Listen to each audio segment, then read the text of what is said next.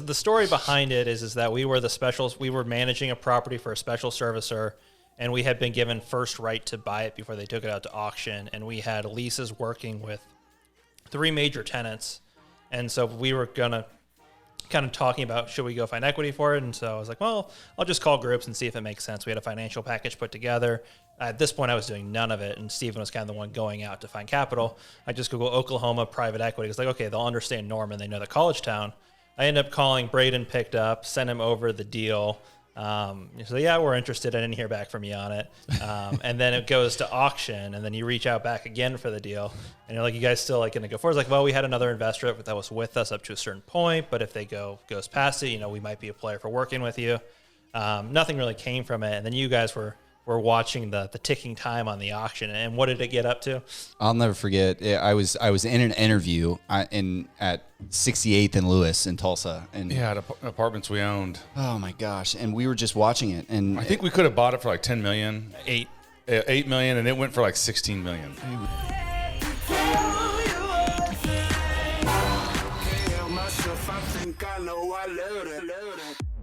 What is up, guys? Welcome back to How to Invest in Commercial Real Estate. Today we have Andrew Thelen with the Woodmont Company on. Super excited to have you on the show, bro. Thanks for coming on. Yeah, great to be here. Thanks for having me. Andy is the Vice President of Capital Markets for the Woodmont Company. So he Assistant Vice President of Capital Markets for the Woodmont Company, and he gets the fun job to go find all the debt and equity for all these deals.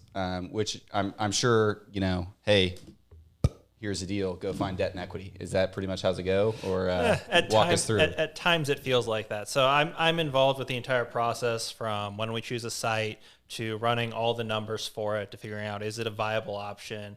Do we meet the return thresholds for us internally and for our external investors? From there, it's putting together the financial package, kind of how do we present it? What's the best way? How long's our hold time? Kind of what splits can we do to maximize our revenue and our partners' revenue? And then it's going out to banks, to equity partners, trying to figure out realistically how much debt can we put on this in running that whole life cycle. And then what's interesting for me, since I do this... Get a little closer to the mic, sorry. Since I do this internally, instead of like a third party where once the transaction's done, I'm out of it, this one I actually get to work with the investor all the way through the life cycle of the project, from sending out updates to kind of if we've got offers, where do we go from there? If we have to change the strategy, working with the investors to make sure they're on board for it. So I don't have the traditional equity or debt broker role where as soon as the transaction's done, I'm gone.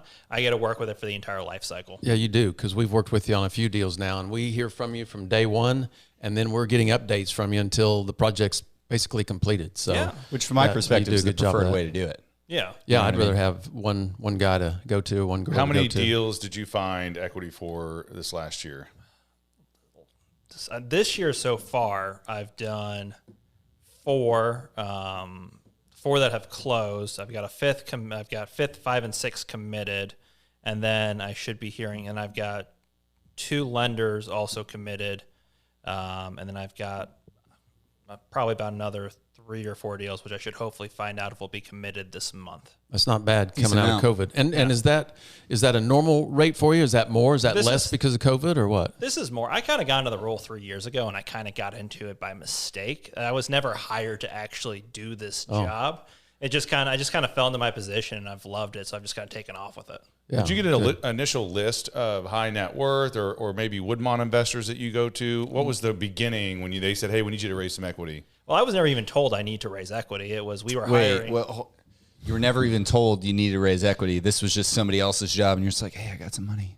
Yeah, basically, we were working on a bunch of franchise concepts, and it was hard to get traditional equity to want to invest in franchise concepts because they're first-time operators, or it's not something they're comfortable with, or the check sizes were too small.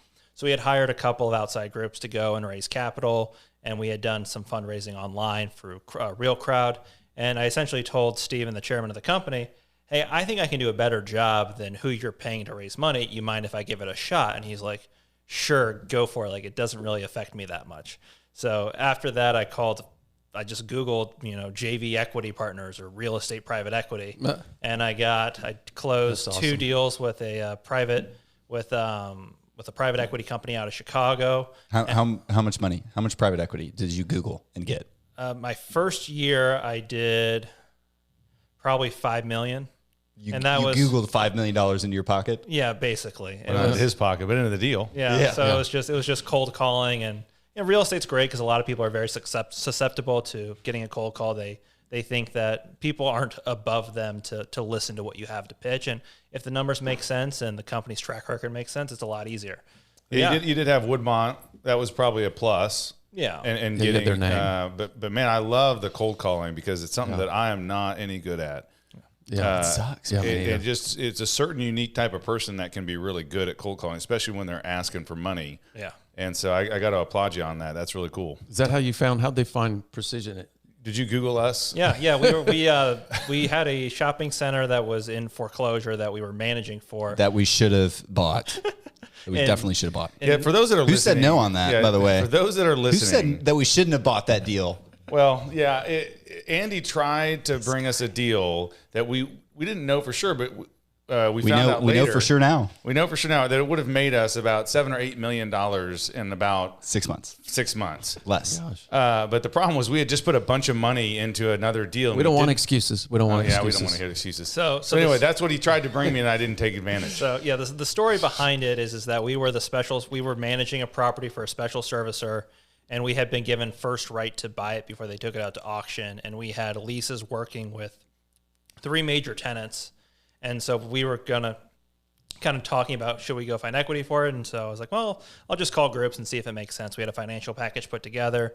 At this point, I was doing none of it, and Stephen was kind of the one going out to find capital. I just Google Oklahoma private equity. It's like, okay, they'll understand Norman. They know the college town. I ended up calling Braden, picked up, sent him over the deal. So yeah, we're interested. I didn't hear back from you on it. And then it goes to auction, and then you reach out back again for the deal, and you're like, you guys still like going to go forward? It's like, well, we had another investor that was with us up to a certain point, but if they goes past it, we might be a player for working with you. Nothing really came from it, and then you guys were watching the ticking time on the auction. And what did it get up to? I'll never forget. I was in an interview at 68th and Lewis in Tulsa, and Yeah, apartments we owned. oh my gosh, and we were just watching it, and I think we could have bought it for like $10 million, 8.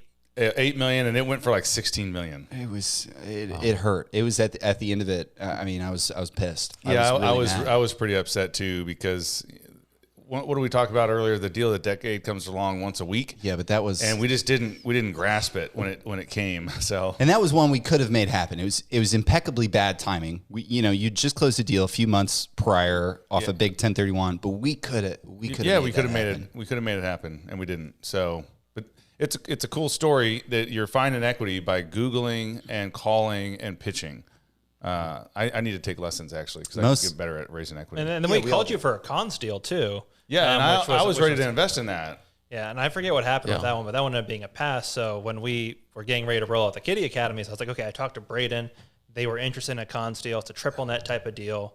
Let me go ahead and call Braden and see if they'll be interested in the deal. And I remember you picked up and you're like, Andy, I don't care what you're pitching me. Whatever it is, I'm going to say yes because of what I missed out on. Yeah, I do remember that. I was like, I'm listening now. You've got my attention. Yeah, we were gonna do that cons deal, but I think we were late to the game, or you guys were late to the game, so they decided to go another direction. We didn't even keep it under contract. It went with another group because I don't think we could find the right equity for it. The issue is cons is just it's B- credit, and they were on the bankruptcy watch list. Mm-hmm. Your story is interesting because I think a lot of people who are just breaking into this business think, well, okay, how am I going to raise for their project? I don't care how big or how small it is. How am I going to raise my equity? And what you've shown is you can pick up the phone, you can get on the internet, and it can be done. You're raising so much, so people who are watching this should just do the same thing, right? Just get on, Google some things.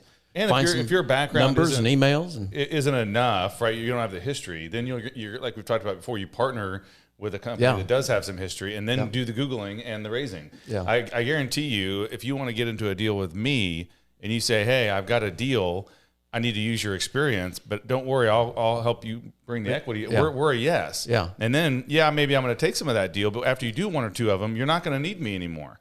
Because you're going to start developing your own track record. Yeah. And if you have a good deal, I mean, sponsors or investors can see if the numbers make sense or if you're just bullshitting and know if your costs are in line, if your returns make sense.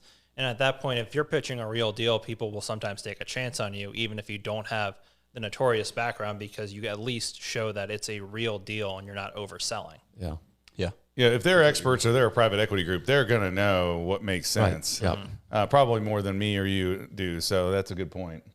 Yeah. One other one real quick. We're doing this deal in Vegas right now. And it's interesting because a lot of people, think you've got to be local, but I mean, we've all proven that you can buy something out of the state you live in, but it's just interesting. You're in Fort Worth. We're buying a deal in Vegas, in Henderson specifically, and you've got to go get some debt on it. And that's initially a little bit more complicated because banks like to lend on a borrower that is kind of in their backyard with an asset that's kind of in their backyard or at least in their market. So we've got out-of-state borrowers. We've got an out-of-state asset, or I guess the asset is in state for them. But the fact that you can just Google it, banks in Henderson, Las Vegas, and I mean, is that how you found that debt? Yeah, I mean, it's easy enough. I mean, the biggest issue with people having with an out-of-state sponsor is they can get comfortable if they know the real estate. So if I've got a deal in Chicago or a deal in Henderson or a deal in Denver, it's what are all the banks in a 10-mile radius that know that intersection, that know the story behind the market, and it's just calling them all. Just you call 20, 10 call you back, maybe 5 show interest. And so from those 5, there's a good chance you'll get one of them to go. Gotcha. It's a numbers game. You make it sound simple, and I love that because it really is simple. Even things that I am not doing effectively in my day-to-day, talking to Andy or other people, they'll explain to me how simple it is, and I love it. I mean, the worst is they say no, and it's like, okay, on to the next one. Yeah. And so, I mean, the deal in Henderson we're doing, I mean, we had a signed term sheet within 3 days of sending them a package. With not a piece of property under contract, without a lease signed. We didn't have it under contract. We didn't have a lease signed. We didn't have. So hold on. Again, this is such a critical moment because people, they think they got to go get in contract. Oh, I got to get an attorney. Oh, I got to go get in contract. Oh, I gotta have that lease signed, or it's got to be all buttoned up. But I mean, you had a signed term sheet on a deal, and you don't even know if it's yours, and you don't even know once you get it if you can get the tenant in it. But by God, we got the debt. Yeah, I mean that one was great because it was an existing building, so there was already collateral that the bank could take if something went wrong. It's a more challenging for a ground up development because for a ground up development they want to know that you at least have the lease, even if the land isn't under contracts. They want to make sure that the assumptions they're underwriting for the tenant are true. How'd you find that deal, real quick? So it's a vacant restaurant on a really good corner in Henderson. So this was one of Grant's, who's our president of brokerage's relationship with a broker out in Vegas they had done some deals with back in the past. And he brought it to them saying like, hey, here's a great spot. He knows the operator, and the operator is one of Grant's friends who's a restaurateur in Vegas. They said, okay, we want to buy it. Here's the concept that's going to go into it. And he's like, love the concept, going to pitch it to the owner. We're going to go with you over other groups. So it was relationship based. That deal was getting 5 offers a week on the market because it's such a hot corner. Wow. Really? So if you're an investor of ours and you're listening, just remember that we were getting 5 offers a week, and we got it. And your boys got it. Yeah, your boys got it. Yeah, and if you're an investor and you're not in on that deal, it's already oversold. So sorry, that one went fast. Sold out quick. All righty, Andy. Well, I appreciate you making the trek up here. I really appreciate you coming on. Love having you up here, man. Anything else? No, let's do more deals. Absolutely. Yeah, absolutely. And I may call you to help me raise equity. Yeah. All right. Isn't that your job? Yeah. I need help. Thanks, man. We'll catch you next time on How to Invest in Commercial Real Estate. Thanks guys.